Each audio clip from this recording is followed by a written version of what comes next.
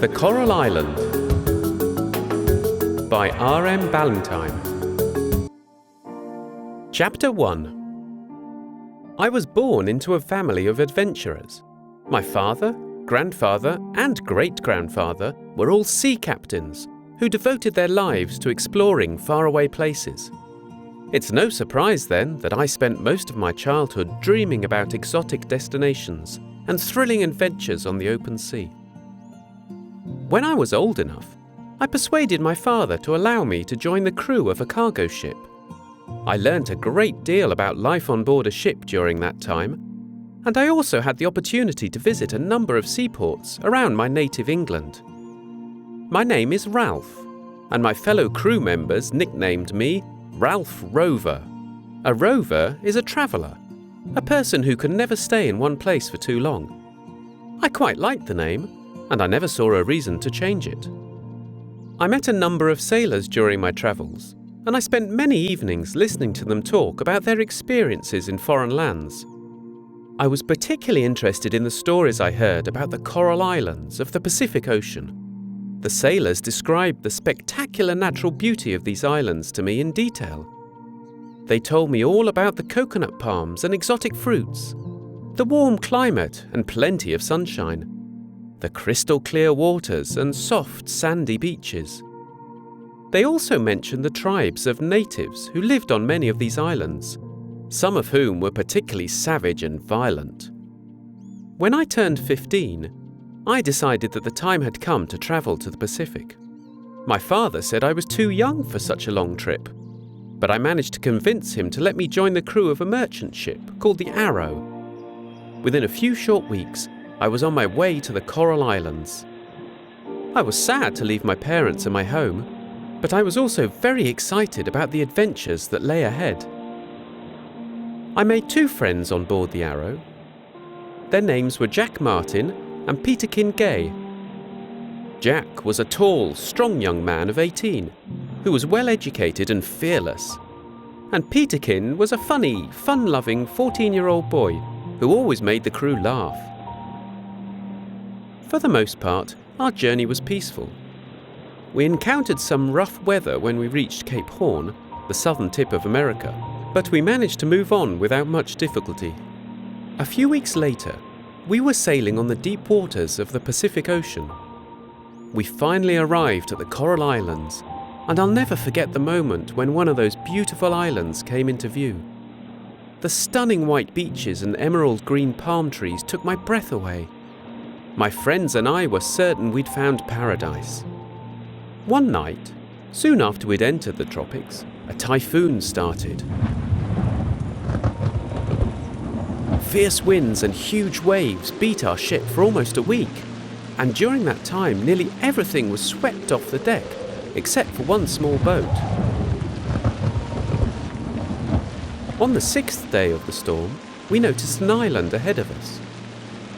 The island was surrounded by a coral reef, which protected it from the violent waves. The lagoon, the stretch of water inside the reef, was surprisingly calm. We tried to steer the ship through a narrow gap in the reef, but a powerful wave destroyed our rudder, leaving us at the mercy of the storm. Our only hope was to lower the boat into the water and row ashore, but the boat was too small to carry us all to safety. So my friends and I came up with another plan. "The ship is going to hit the reef," shouted Jack above the roar of the storm. "When it does, the 3 of us will hold on to an oar and jump into the lagoon. Hopefully we'll end up on the shore." Just then, an enormous wave came crashing onto the deck. The ship struck the coral reef, and the entire crew was thrown into the ocean. Jack, Peterkin and I grabbed hold of an oar and dived into the water. I must have lost consciousness, because the last thing I remember was the frantic cries of the sailors as the ship was being swallowed up by the sea.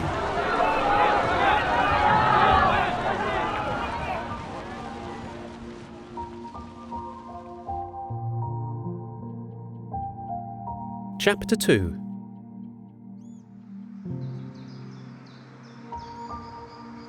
When I woke up, I was lying on the sand with Peterkin and Jack beside me.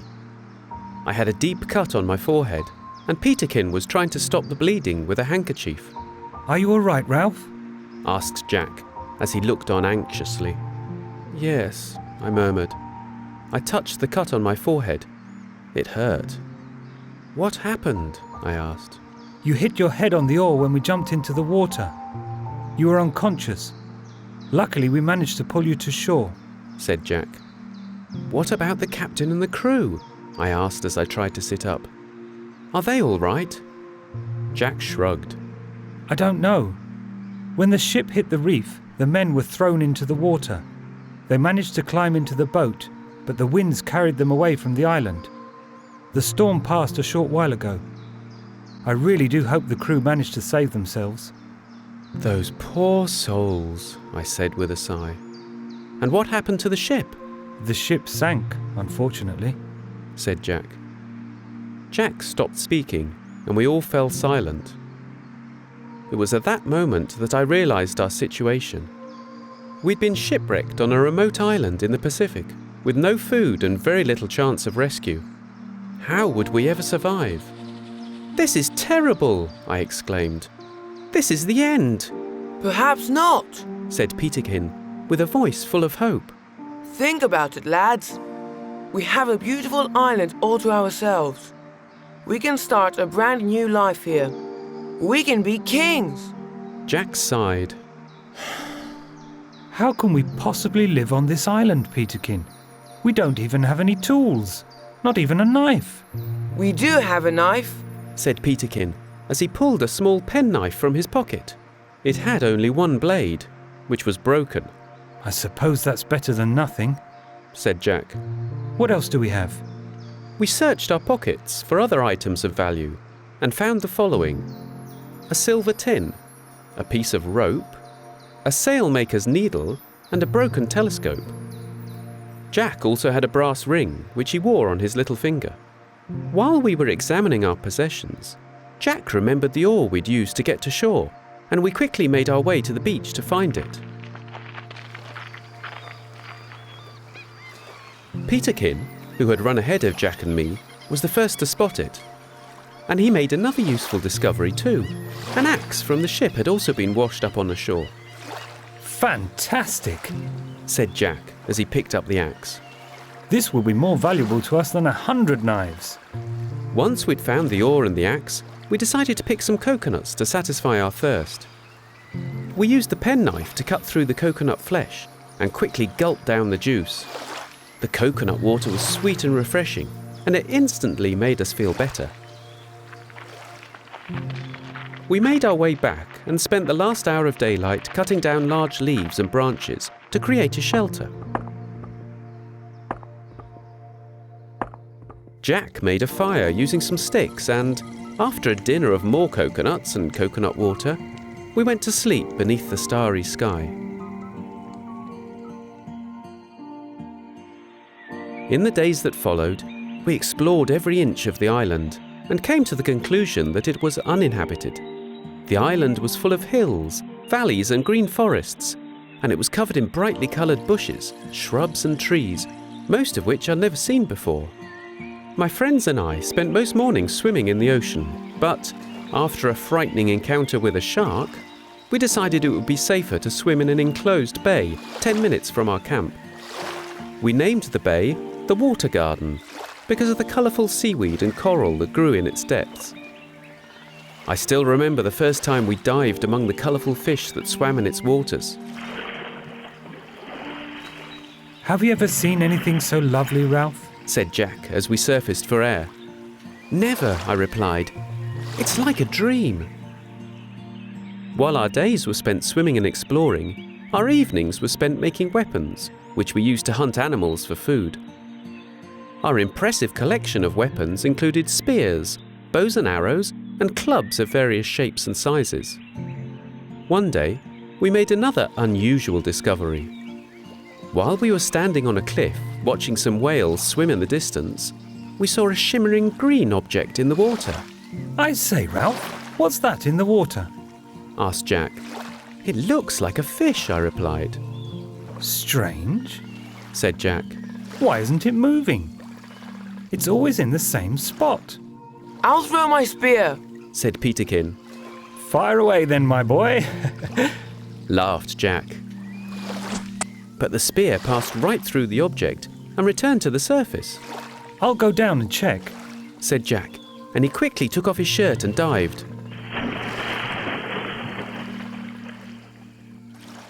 A minute passed and then 2, but Jack was nowhere to be seen. When another minute went by, Peterkin grabbed my hand. Ralph! Ralph! Dive down and get him, quick! He exclaimed. As I was about to dive, Jack's head appeared. Oh, Jack! Jack! Cried Peterkin. Where were you? What kept you so long? Now, lads, the green light isn't an animal. It comes from an underwater cave. Said Jack when he managed to catch his breath. Without a second thought, Peterkin and I jumped into the water to join Jack, and the 3 of us swam down to investigate.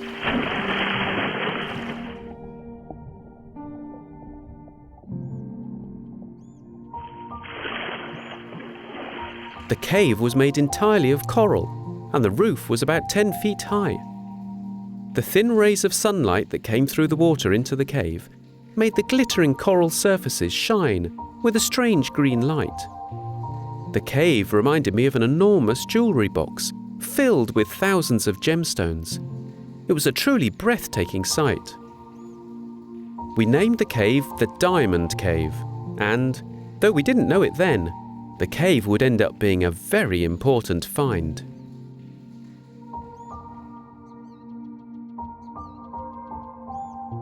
Chapter 3. The months passed and we quickly got used to living on the island. We hardly ever talked about going home. Each day on the island was filled with beauty, sunshine and adventure, and we couldn't imagine spending a single minute away from our tropical paradise. One sunny afternoon, while we were standing on a rock trying to spear fish for our dinner, we saw 2 dark objects on the horizon. "What do you think those are?" I asked Jack.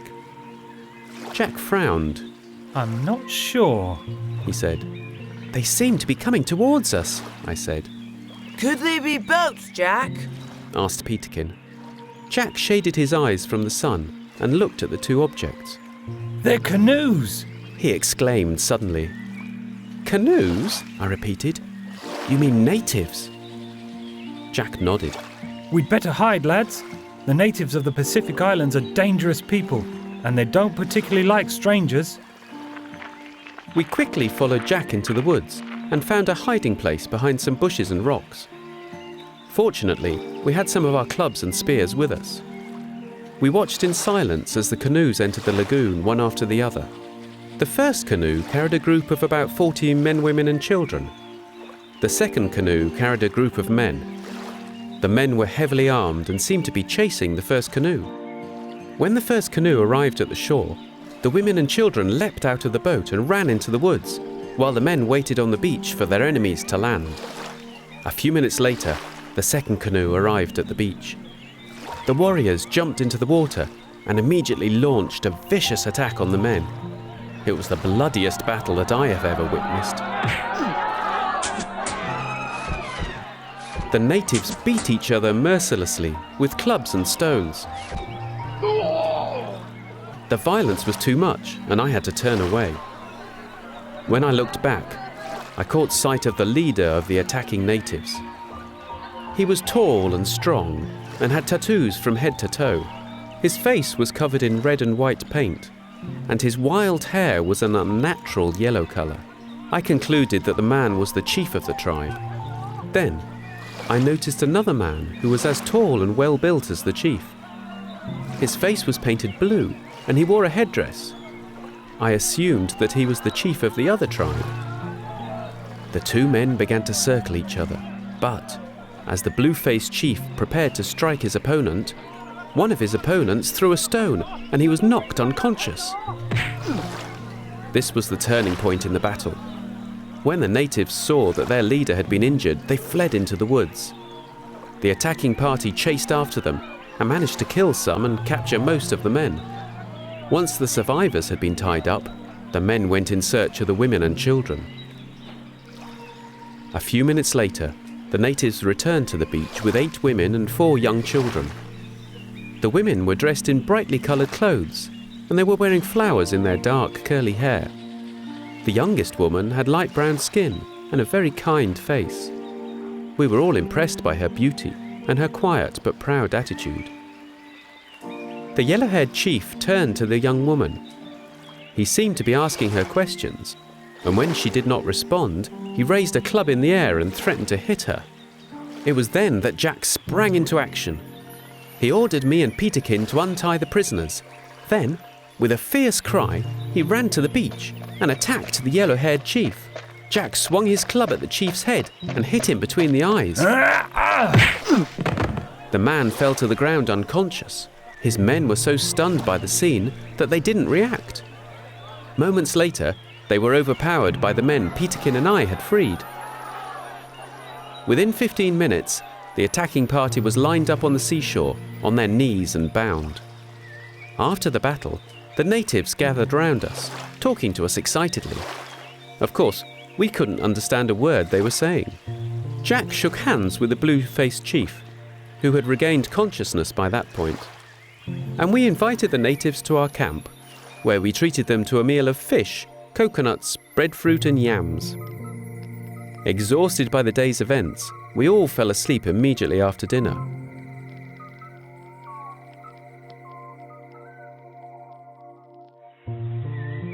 When we woke up the next morning, the natives were busily repairing their canoe, which had been damaged when it struck the beach. We tried to communicate with the natives, but it was impossible. Then Jack pointed to himself and said, "Jack." Then he pointed to Peterkin and me, repeating our names at the same time. The chief understood. Tararo, He said, pointing at his chest. Then he pointed to the young girl. Avatea, He said, and the girl smiled. 4 days later, the natives helped us bury the dead and got ready to depart. We helped them carry the prisoners to their canoe and gave them some food for their journey. Then Tararo did a strange thing. He rubbed noses with me and my friends. We realized that this was their custom, so we rubbed noses with the entire group. We were sad to say goodbye to our new friends, especially Avatea. She was sweet and well-mannered and seemed to like us. An hour later, we watched the canoe disappear into the distance with surprisingly heavy hearts, as we thought of the events of the last few days.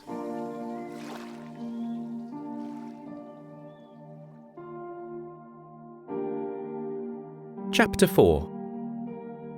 We rarely talked about Tararo and his people after they left, and in time, the natives became nothing more than a distant memory. On one particularly hot afternoon, Peterkin, Jack and I were collecting shells at the water garden when, to our great surprise, we noticed a ship enter the lagoon. At first, we thought that the ship had come to rescue us, and we started waving. But when we saw the ship's flag, our delight quickly turned to panic. "That's a pirate flag!" I exclaimed when I saw the familiar white skull and crossbones. What should we do? Asked Peterkin anxiously. They're firing at us! Cried Peterkin, his eyes wide with fear. Jack looked alarmed. "We can't let them catch us," He said. "There's only one place we can hide. The Diamond Cave." With beating hearts, we raced through the wood to the cliff near our camp. There, we saw the pirate ship drop anchor near the shore. The pirates lowered a small boat into the water and paddled to the beach. "Oh no, they've seen us. There's no time to waste," Said Jack. "Let's go." The 3 of us dived into the ocean, and a few minutes later, we surfaced inside the cave. We took off our clothes to let them dry, then we inspected our food supply. Jack thought it would be a good idea to stock the cave with food, should we ever need to take shelter there. Fortunately, the coconuts and yams were in good condition, but the breadfruit was rotten. Peterkin looked at the breadfruit and sighed. What if the pirates never leave? He said. We'll starve to death in this cave. Jack shook his head. No, pirates never stay long on shore. The sea is their home. They won't stay longer than a couple of days. We ate our dinner in silence and then we finally fell asleep on the cool cave floor. The following morning, I offered to swim back up to see if the pirates were still on the island. Don't take too long, Said Jack. and bring us some fresh coconuts if you can. With Jack's instructions still in my ears, I dived into the water and made my way back to the island.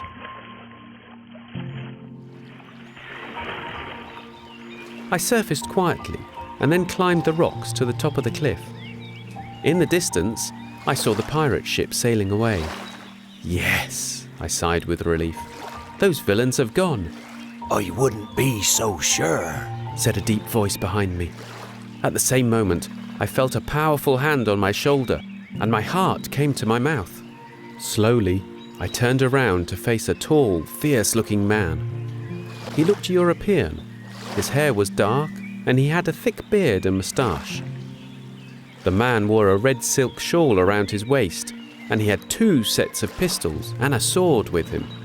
So, youngster, Said the pirate with a smirk. the villains have left, have they? Well, look over there. He pointed at the ship and whistled loudly. A moment later, someone whistled back to him and the ship turned round. I realised then that it was all the pirates' trick to make us think they'd left. I thought about running away, but I knew that the pirate would not hesitate to shoot me. I had no choice but to wait with him for the ship to return to shore. After what felt like hours, the crew met us on the top of the cliff.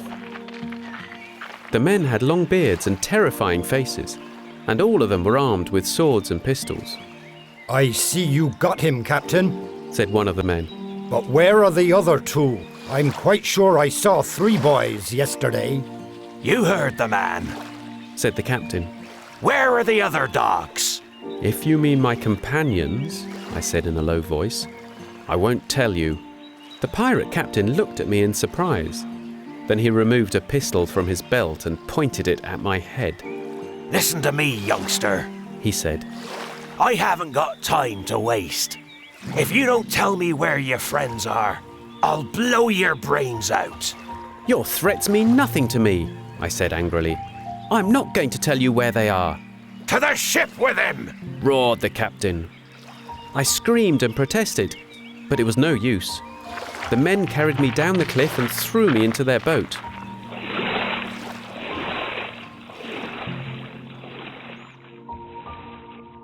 Half an hour later, the ship set sail.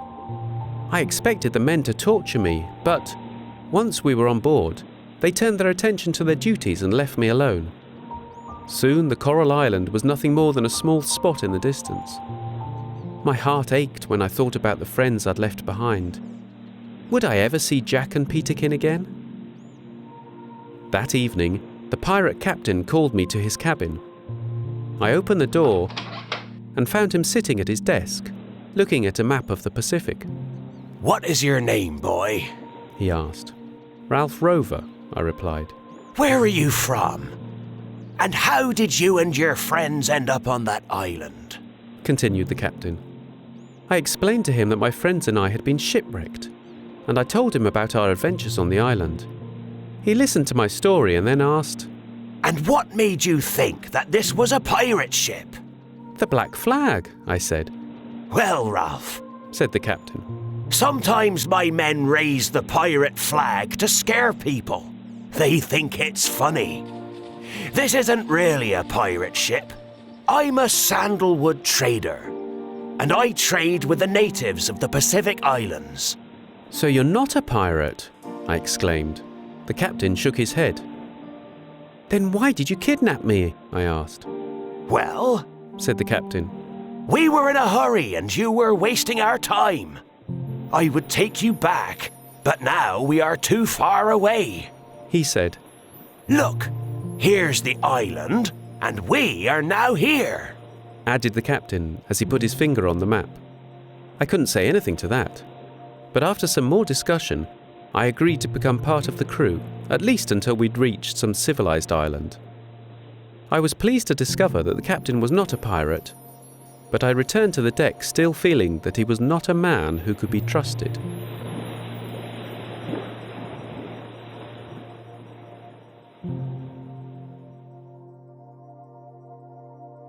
Chapter 5. Though I quickly got used to my new role as cabin boy, life on the ship proved to be very lonely. My fellow crew members hardly ever spoke to me, and I spent most of my days carrying out my chores in silence. In time, however, I did make a new friend. His name was Bloody Bill, and though he was as large and frightening as the captain, he proved to be a kind and intelligent man. One sunny afternoon, while Bill and I were attending to our duties on deck, I asked him to tell me more about the captain. "I don't know much about his past," said Bill. "but I do know that he's a dangerous man who should be watched carefully. What did the captain tell you when you came aboard?" He told me that he's a sandalwood trader. He said he'd let me go once his trip was over. Do you think he meant it? I asked. "Well, he told the truth that he is a sandalwood trader, but..." Bill shook his head. "No, he'll never let you leave." "But I can't stay here, Bill," I exclaimed as tears of anger came to my eyes. "I want to go back to my friends. Maybe I should run away when we reach the next island." Bill placed his hand on my shoulder. "You can't do that, son. The natives will kill you. They don't like strangers. I'm sorry to tell you this, Ralph, but this ship is your life now." I was devastated by Bill's words. I realized then that I had to accept the fact that I would never see my friends again. A few days after my conversation with Bill, we arrived at the island of Emo, which is famous for its sandalwood. The pirate captain had visited Emo before, and he knew Ramata, the island's chief, very well. When I first laid eyes on Ramata, he reminded me of the other native chiefs I'd seen. He was very tall and well-built, and he had big hair, but he also had a magnificent black beard and moustache. Ramata invited the crew to dine at his hut, and, after the meal, he and the captain discussed the terms of their trade agreement. Bill spoke the native language well, and he translated the conversation for me. The next day, the crew went ashore to cut sandalwood, and the captain ordered me to go with them.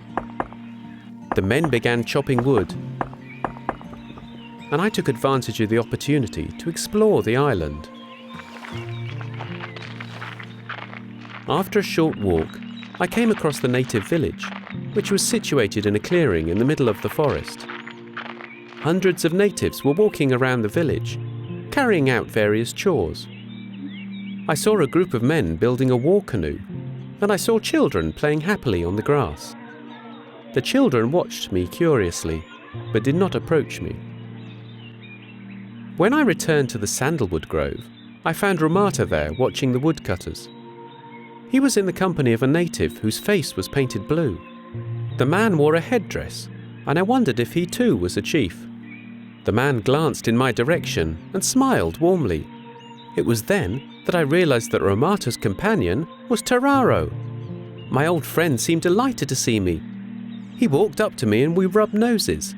Then he shook my hand enthusiastically. Bill was amazed when he saw the chief greet me. "Well, Ralph," he said, "this man seems to be rather fond of you. How is that?" "I know him," I said. "He's the chief we rescued on the Coral Island." Bill began chatting with Tararo, and the chief explained that he had come to Emo from the island of Mango to visit Ramata. Then, the chief told Bill that my friends and I had saved him from certain death, and that he was most grateful to us for our heroism. I asked Bill to ask the chief about Avatea, but when the girl's name was mentioned, Tararo's expression changed. The chief spoke angrily for a few minutes, then fell silent. "What did he say?" I asked. "Avatea is Samoan, not Fijian like Tararo and his people," explained Bill. "She was kidnapped during a battle 3 years ago, and Tararo made her his daughter. Tararo has chosen a man for Avatea to marry. but she has fallen in love with a young chief who lives on an island south of Mango. Terraro says that if the girl refuses to obey his wishes, she will be killed. Killed? I exclaimed. Bill nodded. I wanted to question Terraro further, but Ramata called him and he had to go away. I was quite upset to hear about Avatea's situation, and I hoped, for her sake, that a solution would be found soon.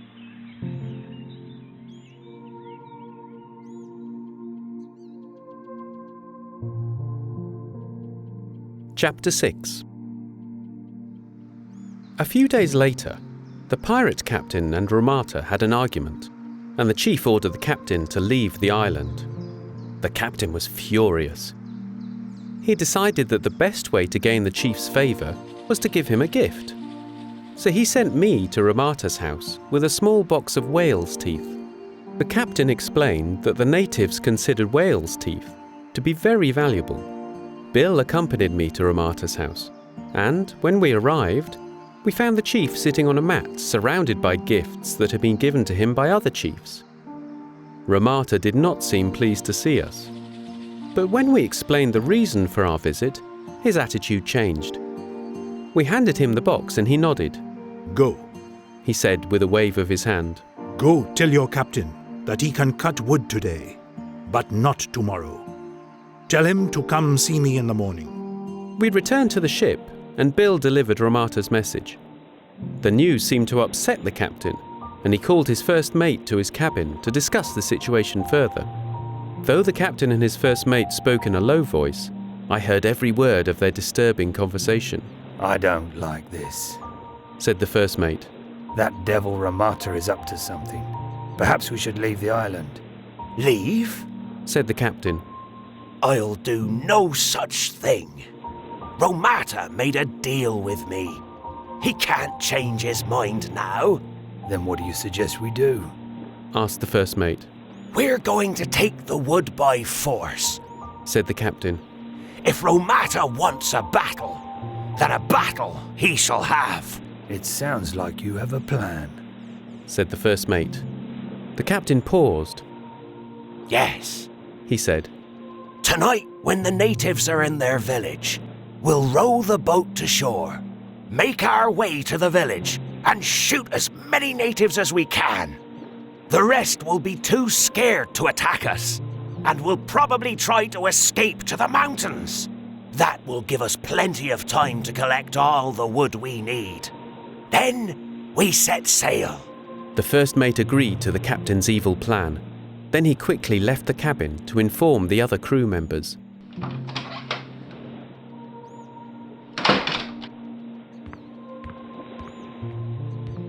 Bill and I didn't want to take part in the massacre, but there was nothing we could do to stop the captain. We sailed to the island just after midnight and dropped anchor a few hundred yards from the shoreline. Now, lads, Whispered the captain as the boat was lowered into the water. take your time. Aim low, and don't waste your first shots. We rowed quietly to shore. And while the crew got off, the captain ordered me to wait in the boat for the men to return. As I waited alone in the dark, I began to feel very uneasy. The ship was barely visible in the distance. It was hidden by a thick fog that covered the entire island. All I could hear was the quiet sound of the waves and the heavy beating of my heart. Suddenly, a shot rang out, and the natives started shouting. The captain yelled, Forward! and his men responded with a loud cheer. More shots were fired, and as I listened to the horrifying screams of the natives, I also heard strange noises coming from the woods. In the moonlight, I looked and saw hundreds of natives racing towards the village. I knew then that the crew was facing certain death. A few minutes later, I heard the triumphant cries of the natives, and then the screams of the pirates. I was terrified that the natives would find me, and I decided to head back to the ship. I was about to start paddling when a man ran out of the bushes. Stop, Ralph! Wait! He shouted. It was Bill! The pirate jumped into the boat beside me and we rowed furiously to the ship.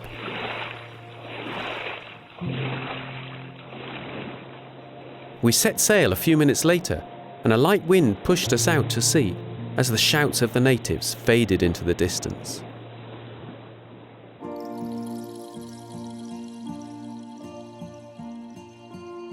Chapter 7.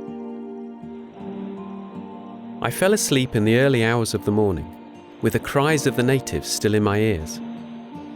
When I woke up, I saw Bill sitting at the wheel. He appeared to be asleep. The sea was dead calm, and the water sparkled like crystal in the bright afternoon sun. I stood up slowly and walked over to Bill. He started when he heard my footsteps. Ralph, you're awake. He murmured. Bill turned to look at me, and I gasped in horror. His face was very pale. His shirt was soaked in blood, and his clothes were torn and dirty. "Bill!" I cried as I ran to his side. "You're injured." Aye, lad, he said. I've been waiting for you to wake up. Please go down to the galley and get me some water and something to eat. I don't have the strength to get up. Yes, of course, I said. I ran to the galley and returned a short while later with a bottle of water, half a loaf of bread, and a packet of biscuits. Bill drank the water and ate a few biscuits, and then he fell asleep. I watched him anxiously until he woke up about an hour later. I feel better now, he said, and tried to stand up, but fell back down with a groan. Don't move, Bill, I said. Let me look at your wound. I was alarmed to see that Bill had been shot in the chest. Fortunately, the bleeding had stopped, and I prayed that the wound wasn't too serious. What happened, Bill? I asked. Who shot you? It was the captain, he said. What? I exclaimed. Why? Last night, as we were making our way to the village, I fired a shot in the air to warn the natives that we were coming. I pretended that I'd done it accidentally, but the captain could tell that I was lying. He was furious. He took out his pistol and shot me right there in the woods. I fell to the ground unconscious. When I came to, I saw that the captain and his men had been taken to the native village and tied up. I was afraid that the natives would find me, so I ran back to the shore as fast as I could, he said. I was touched by Bill's courage. That was very brave of you, Bill, I said. You're a good man. Bill said nothing. Now we must turn our attention to the future, I continued. We have this beautiful ship all to ourselves, and we can go anywhere we want. Where would you like to go? Ralph, my boy, said Bill. I don't mind where we go. My time is short. Go where you want. I had only one destination in mind, the Coral Island. I had seen the island on the captain's map, and I was sure that I'd be able to find it. While Bill slept, I took control of the wheel and headed south. That evening, I tried to wake Bill for dinner, but he wouldn't wake up. To my horror, I realized that he was dead. I had no choice but to throw my friend's body overboard and continue my journey. I was overwhelmed with grief and sadness, but more determined than ever to return to my island and my friends. 2 weeks later, on a calm Tuesday morning, I arrived at the Coral Island. I screamed with delight when the familiar coconut palms and green forests came into view. It was almost sunrise, and I knew that Peterkin and Jack would soon be awake. Sure enough, just after daybreak, I saw Peterkin and Jack step out of the shelter and onto the beach. As soon as they saw the ship, though, they ran back into the bushes. "Peterkin! Jack!" I cried. "It's me, Ralph!" For a long time, my friends stared at me with open mouths and disbelieving eyes. Then, they dived into the water and began swimming towards the ship. I jumped out of the ship and swam to them. Our reunion was, without a doubt, the most joyful moment of my life. We hugged each other and laughed and cried. It felt wonderful to be with my friends again. The three of us made our way to the beach, where I told Peterkin and Jack about my adventures on the pirate ship. I also mentioned that I'd seen Terraro and that he'd threatened to kill Avatea. Once I'd finished my story, I asked the boys to tell me what had happened to them in the time that I'd been away. Well, Began Jack. when you didn't return to the Diamond Cave, we came up to look for you. We saw the pirate ship sail away and we began to worry that the pirates had killed you. We searched everywhere for you, and when we found nothing, we came to the conclusion that the pirates had taken you with them. We didn't think we'd ever see you again. Said Peterkin. We missed you, Ralph. Every day we prayed that we would be rescued. Said Jack. All we wanted to do was go home. But now that you've returned with this beautiful ship, I think it's time for a new adventure. Good idea. Said Peterkin. Where should we go? I think we should head to Mango to make Terraro change his mind. Avatea should marry the man she loves. Said Jack. What do you say, boys? Are you with me? Of course, I said. Absolutely. Said Peterkin. We loaded the ship with food and, when we were ready to leave, we paid a farewell visit to some of our favourite places on the island. We set sail just before sunset. By nightfall, the Coral Island had vanished from sight.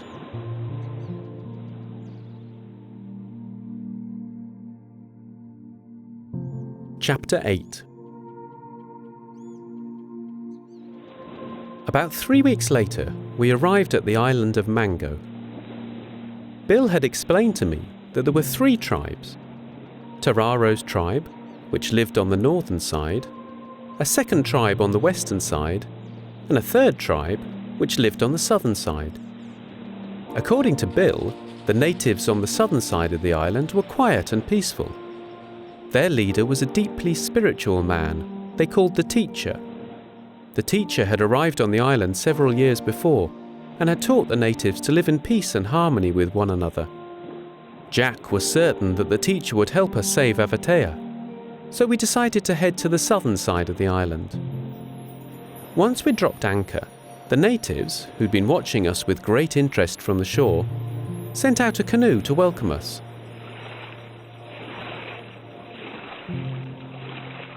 One of the passengers was a man of about 40 years of age. He was dressed in European fashion, in grey trousers and a white shirt, and he wore a straw hat on his head. The man came aboard and shook hands with Jack. Good day, gentlemen. He said with a warm smile. Welcome to the island of Mango. Thank you. Said Jack. You must be the Teacher. The man nodded. Will you come down to the cabin with me, friend? Asked Jack. There's something I'd like to discuss with you. Of course. Said the Teacher, and he followed Jack to the captain's cabin. When they returned to the deck, half an hour later, the Teacher said goodbye and departed in his canoe. Well, Asked Peterkin. what did he say? He said that Terraro is a dangerous man. Said Jack. The Teacher has tried many times to convince him to give up violence, but Terraro refuses to listen to him. According to the Teacher, the young chief that Avatea has fallen in love with is a good man, and he has taught people to treat each other with kindness and respect. But Terraro hates the chief and will most probably kill Avatea if she does not marry the man he has chosen for her. Peterkin and I exchanged worried glances. When can we meet with Terraro? I asked. Well, Said Jack. Terraro's tribe is set to do battle with the tribe on the western side the day after tomorrow. We won't be able to see the chief before then.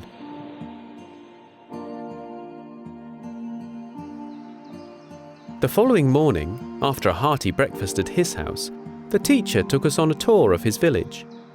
The Teacher proved to be a wise and learned man, and we thoroughly enjoyed listening to his stories. But when the conversation turned to Avatea, the Teacher tried to prevent us from meeting with Terraro. I too feel sorry for Avatea, Said the Teacher. but Terraro is a violent and unpredictable man, and he won't listen to reason. You boys might be in great danger. Avatea needs our help, said Jack.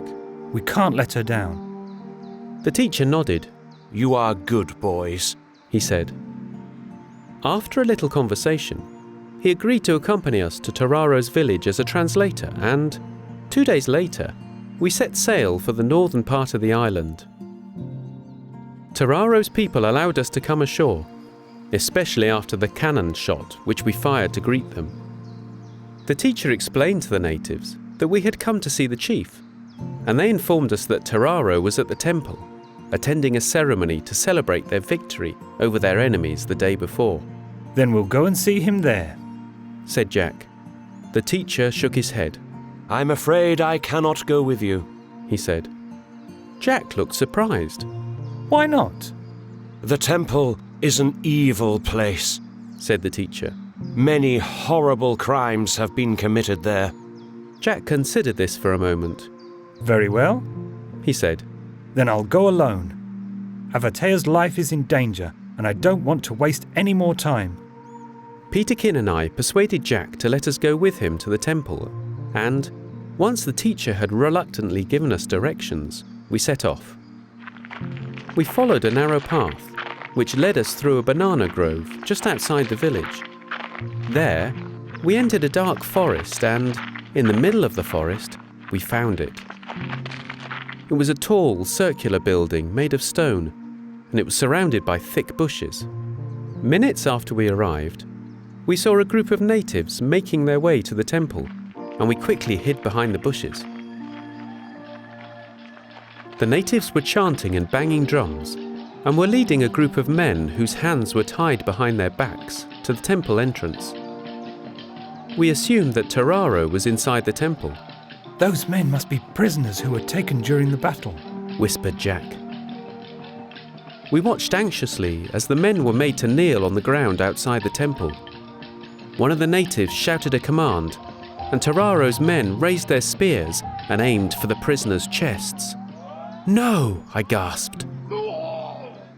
We couldn't bear to watch, and we raced back to the native village as fast as we could. My friends and I were now more determined than ever to save Avatea from Tararo's evil plans.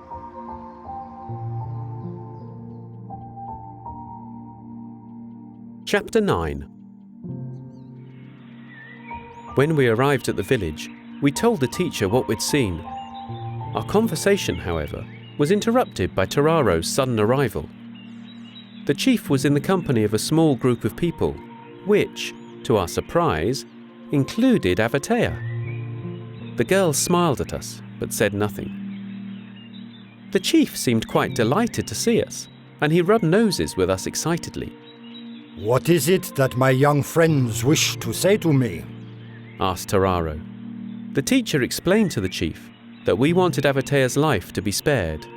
Tell him, said Jack, that we believe we have every right to ask this of him, since we saved the girl's life and the lives of his people. We want Avatea to be free to marry the man she loves. The teacher translated Jack's words, and the chief responded angrily. What did he say? Asked Jack. He said that this is none of your business, and that you have no right to demand anything of him, said the teacher.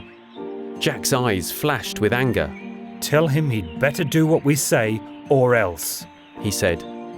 Tararo's face darkened. You are a fool if you think that you can threaten me, he said. Avatea has 3 days to make up her mind.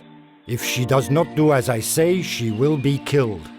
I will not discuss this with you further.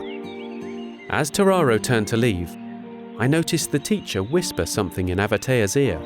The chief then took the girl by the arm and led her away, and his men followed.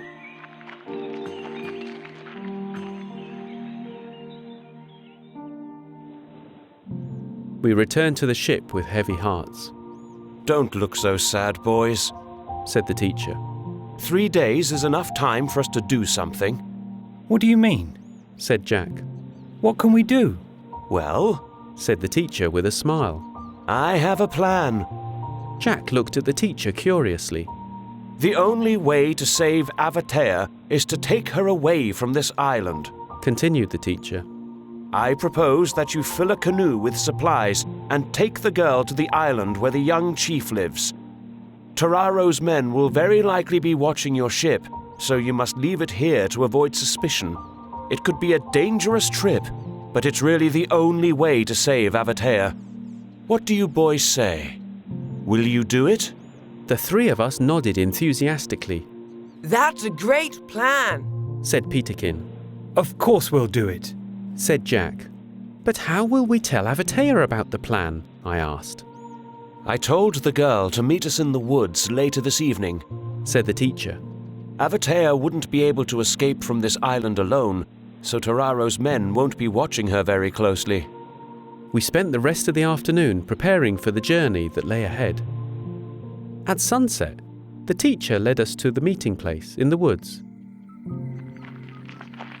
We were pleasantly surprised to discover that Avatea knew a little English, and we managed to explain the plan to her without the teacher's assistance. The girl was very happy to leave the island, and she thanked us for our help. We made arrangements to meet at the lagoon the following evening. Then we returned to our ship, and Avatea returned to her village. When night fell the following evening, we said goodbye to the teacher and rowed our canoe to the lagoon.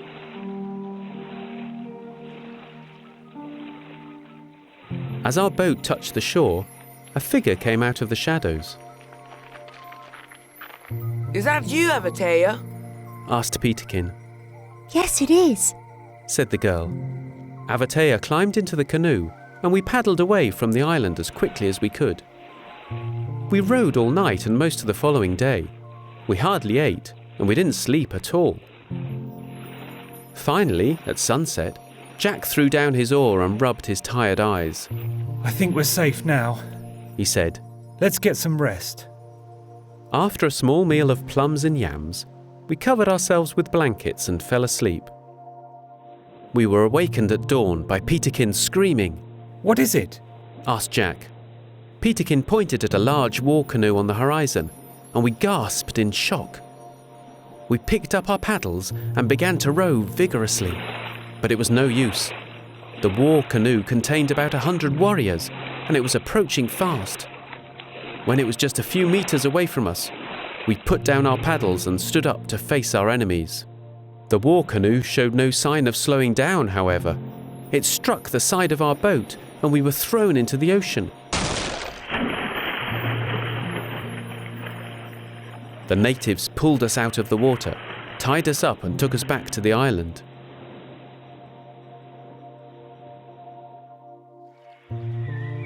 When we arrived, Avatea was taken back to her prison, and we were taken to Tararo's hut, where we found the chief and the teacher deep in conversation. The teacher looked very worried. You boys have taken advantage of my hospitality.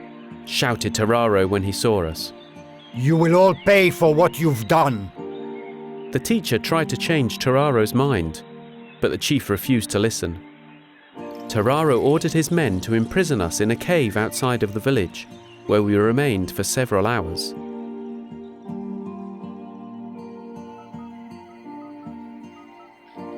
That evening, we heard the natives beating their drums in the village. Suddenly, the cave door opened and a group of armed men stepped inside. They pulled us roughly by our shirts and led us into the forest.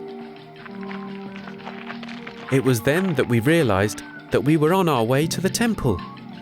They were going to kill us. Just then, an extraordinary thing happened. We heard loud thunder and heavy drops of rain began to fall. Sudden violent winds howled all around us, and the rain fell heavily upon us.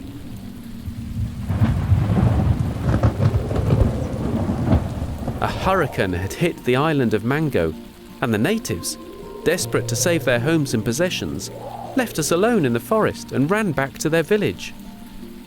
All we could do was take shelter in a nearby cave and wait for the storm to pass.